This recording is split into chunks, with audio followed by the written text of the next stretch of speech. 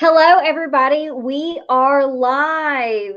Thank you so much for joining us today as I'm speaking with Dr. Kerrie. And I'm so blessed to have you because, like, our souls speak to each other and our hearts speak to each other. And so I'm excited for people to see this conversation and how we just have our talk. And I'm blessed that you're actually the first person on our new episodes of Unapologetically Bold. Yes. I'm not sorry for. And as women, as humans, it doesn't even have to be gender related. Like, we apologize for so many things in life. It's like, dang it, why do we keep apologizing for these things that are just human, your humanity? And so, as we dial into our discussions, I do want to ask people to please continue to like, subscribe, and share as we spread this message. And the message is for people to learn how to be hot, humble, open, and transparent with one another. And so that we can take down these generational barriers where we keep apologizing for things that we feel we have to when we shouldn't. So today, Dr. Kerrie, what would you like to say you're not sorry for? Awesome. So I'm Dr. Kerrie Carter-Walker, and I'm excited to be here. And I am not sorry for having intentional dialogue. Oh man, like it's so important to move through life and be intentional about every step that you're taking. And when you're intentional about that, things start to open up, things start to change, things in your heart and your mind. It's just amazing how I'm a believer. So anything that I do, I know it's for some higher calling, something that God wants me to do. So being intentional now, it's amazing. Like I'm excited to dive into this conversation. I love it. So let's get started. Like, how did you get to the point that, or what was the beginning that you're like, okay, I have got to stop apologizing and stop, like, just not having that intentionality with my conversations and talking, just not to talk, but talk to actually listen and have intention with the conversations. Right. So let me just start with my story. That's all Mhm. right. I'm just going to start with who I am. Who is Dr. Kerrie Carter-Walker? So I was born in a very small town. My parents they got divorced when I was 6, and going through different hurdles in life and trying to navigate was tough. It was very challenging. Like a lot of people growing up thought that my sisters and I had the best life. You know, they were like, oh, y'all got the money and y'all have a house and all this. And, that's all fine and dandy. But when you look at a house, you don't know what's going on in that house. So when in between the ages of 6 and 8, I was molested by a family member. My older sister was as well. And that situation brought so many insecurities within myself. Uh, Man, it's crazy how those insecurities show up in relationships. They show up in your life. They show up in your heart and the way you think and what you say to yourself. Um, we also suffered. We our house burnt down. And then 3 months later, a flood came. So we were having to live in a shelter for a short amount of time, and a hotel room. Then we went to a 1-bedroom apartment, and then we were finally able to kind of get back on our feet, going through different relationships. I had my nose broken when I was in high school with a significant other who just I thought was for me. And you go through these different relationships, and it's emotional trauma, verbal, physical, whatever it may be. And then you're still carrying the weight of that childhood trauma. Mhm. You're jacked up. Like, Yep. it's the way to say it, but you're jacked up. And I was raised in the church, so we were going to church all the time, but it didn't hit home that I really need to release all this to God. And I'm 33 years old right now, and I'm still, working through things. But when you really own it, you own all that junk, not necessarily placing blame on yourself, but you just own it. You're like, you know what? I got to work through this. I have to be better for the next generation, which brings me to breaking those generational curses. And how we're raised, and reading the 4 agreements. I don't know if I could throw that in there. That was a powerful book. I read that twice, and the second time I read it was with my husband. And being able to see how our childhood created us and turned us into these human beings that we not necessarily really liked. Like I didn't like myself.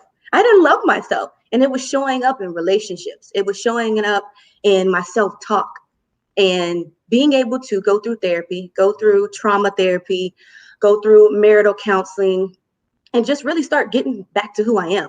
I started saying and writing my affirmations daily, my gratitude statements. I started meditating and being able to be centered.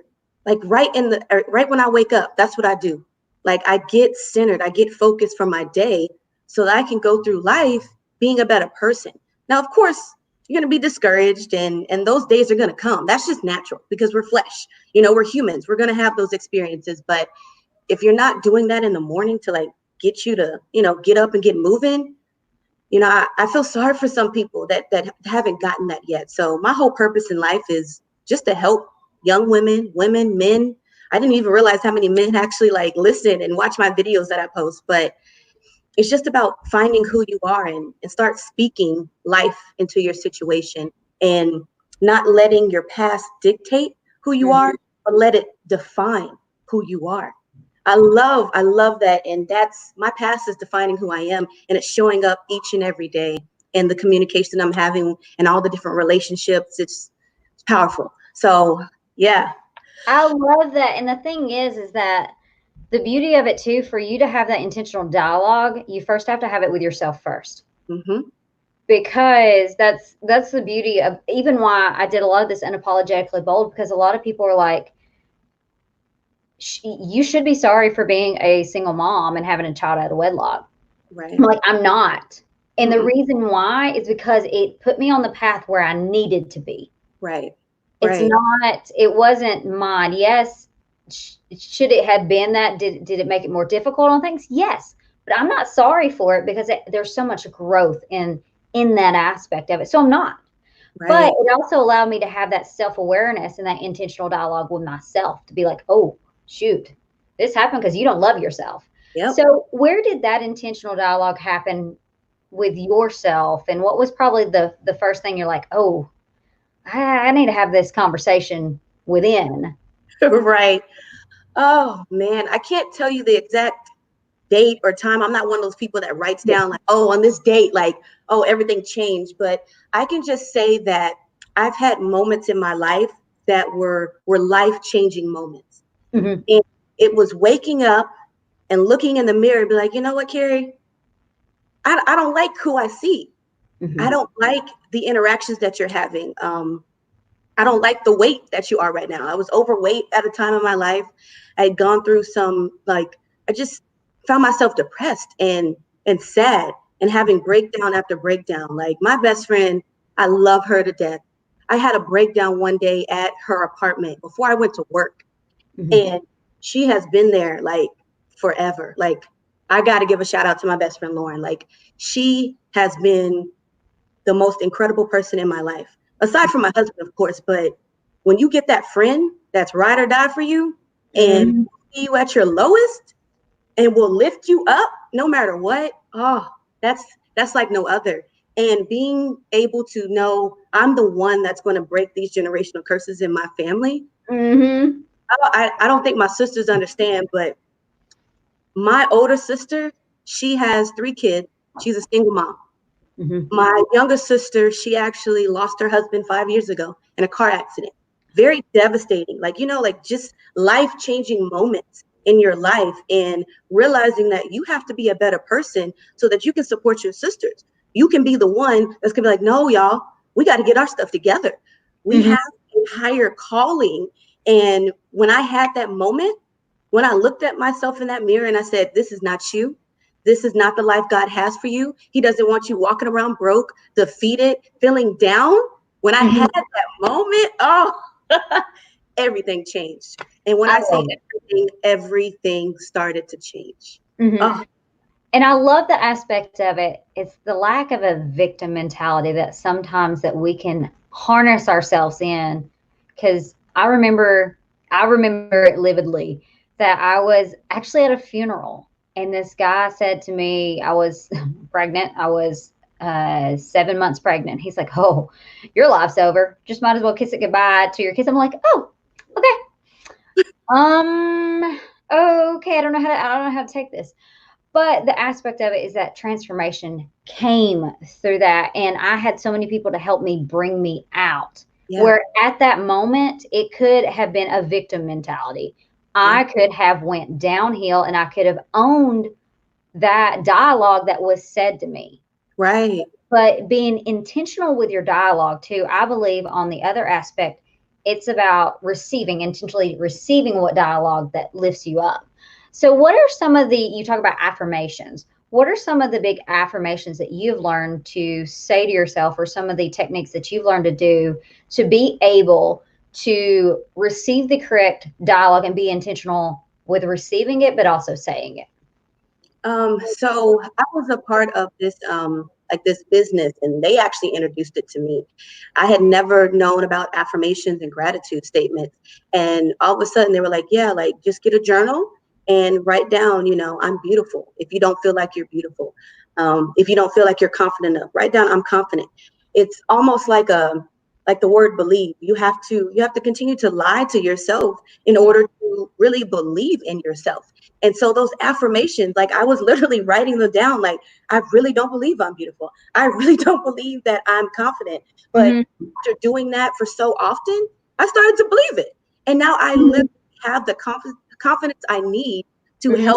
help other people, to be able to present myself in a way that people understand, like, my past is defining who I am, and I'm here to help you. I'm here to uplift you. I am powerful. I am capable. I am abundant. Like, we are so powerful.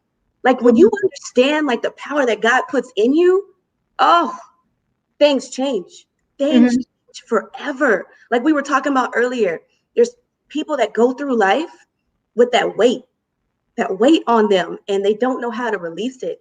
But learning affirmations, learning gratitude statements, just waking up, just being grateful for having shelter, having transportation, having a job, because there's so many people right now that don't.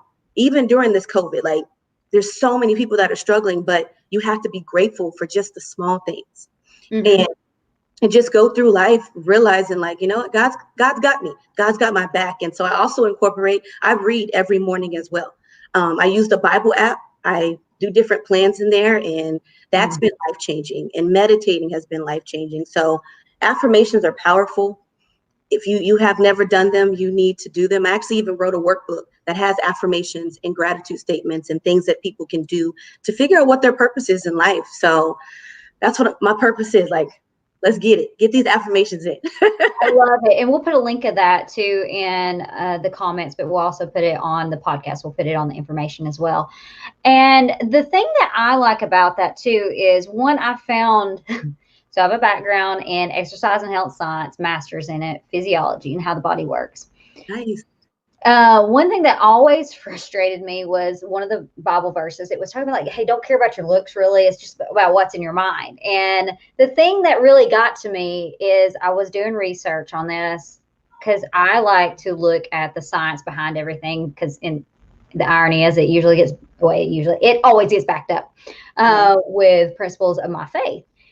And one thing that I found is called the Nun study. And it talks about, long story short, gratitude can increase your life by 17%, comparative to quitting smoking can only increase it by 5%. We preach all these things in the health and wellness side or safety side about eat right, exercise. Gratitude literally is like a superpower. Right. It is, and it has so much effect on the body and the mind. And so one thing that I found is that it's centered around love.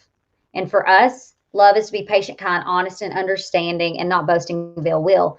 And whenever we're in that capacity of love, it allows us to go back to what you're not sorry for, having intentional dialogue. Yeah. So how has learning to love yourself impacted your future? Wow. That's a great question. That self-love, that self-talk has opened up so many different opportunities, has shown me that these visions that I'm getting, it's possible. Like, being able to increase my faith and really believing that what I put on my vision board and the things that God has given me to be able to use my talents and my gifts. Like, when I say I'm not just an assistant principal, y'all, like, I do real estate. I do health and wellness. Like I have my own coaching business. Like I do a lot of different things because I know that in between my dash, like my dash is my destiny. And I talked about this the other day with my team, and I did a whole like 30-minute or whatnot segment on your dash is your destiny. And whatever you do between your birth date and your death date, that's controlling your destiny. And everybody has a purpose in life. Every single person has a purpose in life. However, and if I can say this, the enemy can get in and he can take you off and get you to abort that plan that God has for you. But when you start self-talk, you start empowering yourself, you do your affirmations and your gratitude, your prayer, whatever it may be. I don't want to force my religion on anybody, but when you start doing those things start changing and your faith increases, and that fear and that doubt and that discouragement, it doesn't necessarily go away, but you can learn to talk yourself out of it and it can just be put to the side, you know? So that right there is everything. Being able to really see my future is everything. I love, and it's the biggest part of, in essence, you're dealing with stress. Yeah. You are like taking that, and that's the one thing that we talk a lot about in health safety aspect of it, is that stress is literally the number one killer of ourselves, because it's actually really interesting from a physiology how many things that stress is cortisol in the body and how many things it impacts. Literally almost everything in your body is infected by that stress, and finding ways to not carry those burdens. Yeah.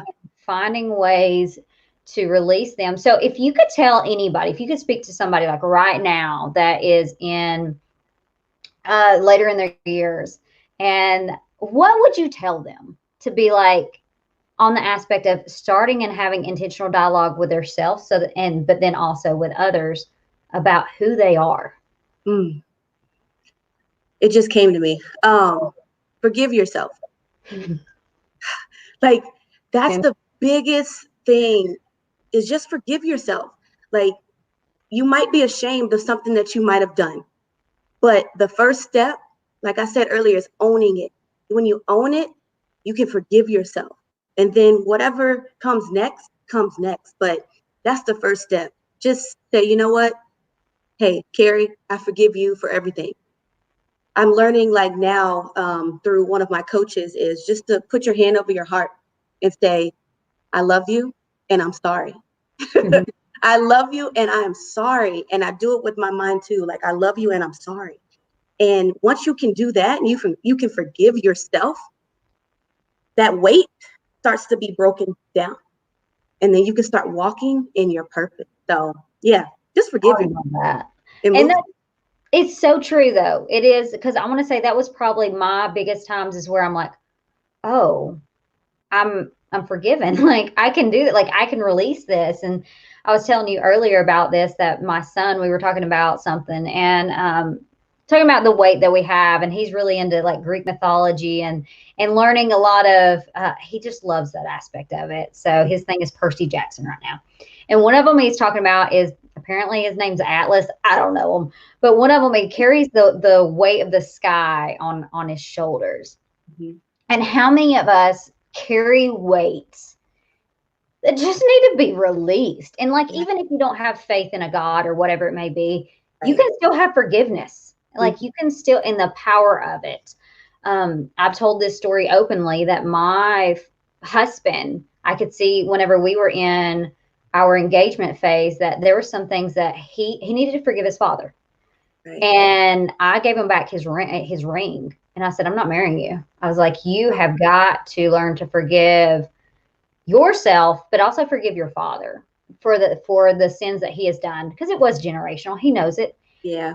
And the power of that one moment of knowing to say, have that intentional dialogue, impacted our entire marriage. And we've been married 7 years at the beginning of this month.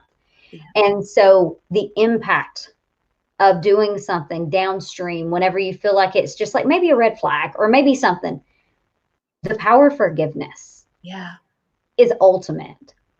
So I'm amen in what you're saying all day long, because I know the power of having those intentional dialogues. So that is the other thing. how do you go about having an intentional dialogue with others, and where you can be that hotness, you can be that humble, open, and transparent? How do you go about that, or how can other people do that as well? So, how I'm able to like tell my story without being, as emotional is because of the affirmations I do, the gratitude I do, the therapy I had to go through, and being able to understand that it happened, but you don't have to carry that shame around with you. Like that shame happened and you carried it long enough. So now it's time to be like, you know what? You're gone. I'm closing the door on you and I'm opening another door to another opportunity. And when I have conversations with my friends or I have conversations with my sisters or any family member or with my husband, I'm open.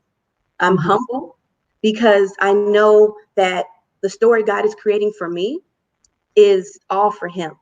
And I had to let that shame go and be able to be open and have those transparent conversations. Like I love how humble, open, and transparent. Like that, I love that because when you're open and you're real with people, they will respect you so much more. But when you try to fake it and shake it and you're still holding on to all these things that you keep saying, oh, I'd let go of this, I let go of that, and you really haven't, people can see that. People can read through that. And I work as an assistant principal, so I have to be humble, open, and transparent with my kids. Like, if not, they're not going to trust me. They're not going to learn from me. And if I'm created here to help somebody, whether it be one person or two people, whatever it may be, I need to be as humble, open, and transparent as I can, and closing the door to being ashamed and opening up that door to forgiveness, encouragement, love, happiness, joy, like all those beautiful things that we are required to have.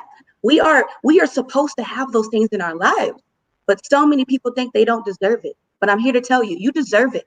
You deserve joy. You deserve happiness. You deserve whatever it is in your life that you want, and you got to go after it. You have to. Amen. I believe in that wholeheartedly. So as we continue, if anybody has any questions or comments, please leave them below. I will go through these quickly. And if you're listening to this on the podcast, these are streamed on Tuesdays and Thursdays at 4:30 Eastern time on Worksby's page. And so join in on our next discussion as well. And so I see where Lauren said, hey. Susan said, I'm excited for this young lady. Oh, yeah. Those are all like important people. Susan, oh my God, we went to college together. So, and that's the thing, it's like you can see the impact that you've already made by all these people saying, she said, amen. There is so much in speaking life, even in dead situations. Affirm it and manifest it. Amen to that. Amen. Courtney as well. That's my sister. And then Dr. Kerrie, I'm so proud of you. And that's the thing. It's like everybody has impact, and you can have so much greater impact. Like this one, power of forgiveness is needed to grow. It is so true. That's my sister-in-law. I love you. I just want to shout everybody out. Thank y'all so much for tuning in. I love y'all. Seriously. It is such a blessing. And then also have, yes, just again, it's in so much agreement. And basically, I'm just going to give it amen to what you have said, because there's so much power in finally stepping out in that unapologetically bold. And that's what I've even said on this, that unapologetically bold came to me each year. I have a word that comes to me from God. And I even apologize because this one is not a word, it's two words. And it's like, I felt like seriously, you're going to do this to me. But it's so natural. And these are things that we need to speak with and speak about at a young age. And so that's what I'm thankful for, as you being an assistant principal, that you're speaking these lives into children now. Yeah. Because the impact that will happen later on is so amazing. Susan did say, no question. I just want this young lady to know that I am very proud of her and appreciate her sharing her story. My girl, I am proud. Oh my goodness. They're going to make me cry today. I'm not going to do that on here. Oh. So it is such a blessing to have you on here. I am so thankful for you and so grateful for you. You are a life giver, and it's all because of your intentionality to have this hot conversation, to have this dialogue, to be open and honest and be you. So As being my first episode or first person on, I have amazing gratitude and thanks. And thank you for everybody that joined in. Any final last words from you, Dr. Kerrie? I just want to say thank you for allowing me to come on, share my story, and to speak life to whoever might have been on here. But I think just making sure that you're intentional with your words, you're intentional with the words that you speak to yourself, intentional with the words you speak to others, and forgive yourself. Say, I'm happy, I love you, I'm sorry. You move forward in your life and you let that weight go. Ashamed, being full of guilt, doubt, let it go and say, I'm powerful, I'm beautiful, I'm capable, I'm abundant. Affirm yourself every single day and live the life that God created for you and only you. And use your dash as your destiny. I'm Dr. Kerrie Carter-Walker, and thank you so much for having me. Awesome. Everybody have an awesome and blessed day.